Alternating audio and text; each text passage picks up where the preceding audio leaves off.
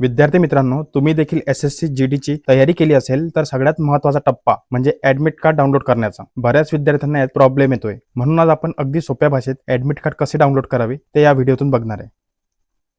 सर्वप्रथम आपल्याला recruitment CRPF या वेबसाईटवर येऊन जायचे आहे.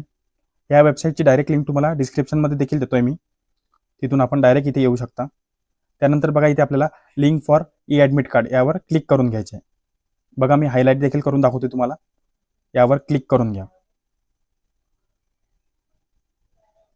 बघा इथे आपल्याला इन्स्ट्रक्शन बघायला मिळणार आहे. हे पद्धतशीर वाचून घ्यायचे आपल्याला. मी क्लोज करून देतोय. त्यानंतर बघा आपल्याला इथे आपण 3 प्रकारे आपले ॲडमिट कार्ड काढू शकतो. त्यामध्ये बघा मी आता पहिली प्रोसेस सांगतोय तुम्हाला. त्यामध्ये आपल्याला रजिस्ट्रेशन नंबर टाकून घ्यायचा आहे, डेट ऑफ बर्थ टाकून घ्यायचे आहे आणि व्हेरीफाय ह्युमन याच्यात ॲडिशन देखील करून घ्यायचे आहे आणि आपण डायरेक्ट सर्च करू शकू. तसेच बघा आपण इथे आपल्या रोल नंबरने देखील इथे काढू शकतो.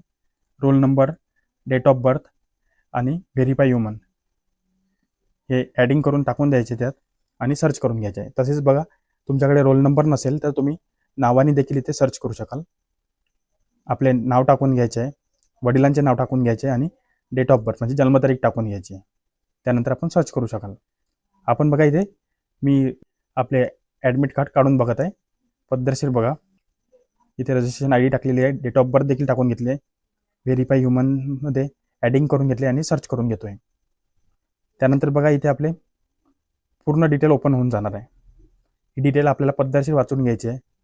त्यामध्ये form number, roll number, name, father, तसेच date of birth, category, gender, PST, PET, date, reporting time आणि सिटी ऑफ एक्झाम ही सर्व माहिती पद्धतशीर वाचून आपल्याला खाली click here to print your call letter यावर क्लिक करून घ्यायचे आहे.